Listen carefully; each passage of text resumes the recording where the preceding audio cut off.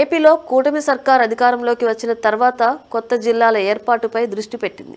ఎన్నికల సమయంలో హామీ ఇచ్చినట్లుగా కొత్త జిల్లాలు, రెవెన్యూ డివిజన్లు, మండల కేంద్రాలు ఏర్పాటు చేస్తోంది. ఇందులో భాగంగా మార్కాపురం, మదనపల్లె, పోలవరం జిల్లాల ఏర్పాటుకు కూటమి ప్రభుత్వం గ్రీన్ సిగ్నల్ ఇచ్చింది. దీనిపై ఆయా ప్రాంతాల్లో చిన్న చిన్న డిమాండ్లు ఉన్నప్పటికీ మెజారిటీ ప్రజలు మాత్రం సంతోషం వ్యక్తం చేస్తున్నారు. అయితే వైసీపీ నేతలు ఇప్పుడు దీనిపై కొత్త రాగం పాడుతున్నారు. మార్కాపురం జిల్లా ఏర్పాటు చేస్తామని 2019 ఎన్నికలప్పుడు జగన్తో పాటు వైసీపీ నేతలు కూడా గొప్పగా ప్రకటించారు. జిల్లాల విభజనలో మళ్లీ ఒంగోలు కేంద్రంగా ఉన్న ప్రకాశంలోనే కొనసాగించారు. దీనిపై ఎన్నో విమర్శలు వచ్చినా సరే వైసీపీ నేతలు ఏమాత్రం పట్టించుకోలేదు. కానీ ఇప్పుడు మాత్రం గిద్దలూరిని రెవెన్యూ డివిజన్ చేయాలని, దొనకొండ, కురిచేడు మండలాలను కూడా మార్కాపురం జిల్లాలో కలపాలంటూ డిమాండ్లు చేస్తున్నారు. పైగా ఆందోళన చేస్తామంటూ బెదిరిస్తున్నారు కూడా. ఇక ఉమ్మడి నెల్లూరు జిల్లా నేతల తీరుపై కూడా ఆ జిల్లా ప్రజలు తీవ్ర ఆగ్రహంతో ఉన్నారు.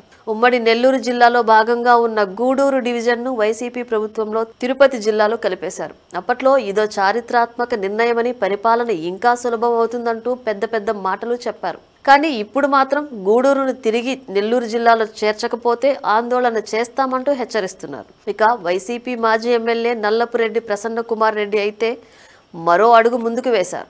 గూడూరు డివిజన్ను నెల్లూరులో కలపకపోతే ఆమరణ నిరాహార దీక్ష చేస్తామంటూ బెదిరిస్తున్నారు. దీనిపై ఇప్పుడు ఆయా ప్రాంతాల ప్రజలు తీవ్ర ఆగ్రహం వ్యక్తం చేస్తున్నారు. అధికారంలో ఉన్నప్పుడు ఈ మాట ఎందుకు అనలేదని ప్రశ్నిస్తున్నారు. అప్పుడు జగన్ తీసుకున్న నిర్ణయాన్ని ఎందుకు ఎదిరించలేదంటున్నారు. అప్పుడు జగన్ కు ఎదురు చెబితే బాత్రూంలో గుండెపోటు వస్తుందని భయపడ్డారా అని సెటైర్ వేస్తున్నారు. మరికొందరైతే వైసీపీ ఓటమికి ఆ పార్టీ నేతలే కారణం అంటున్నారు.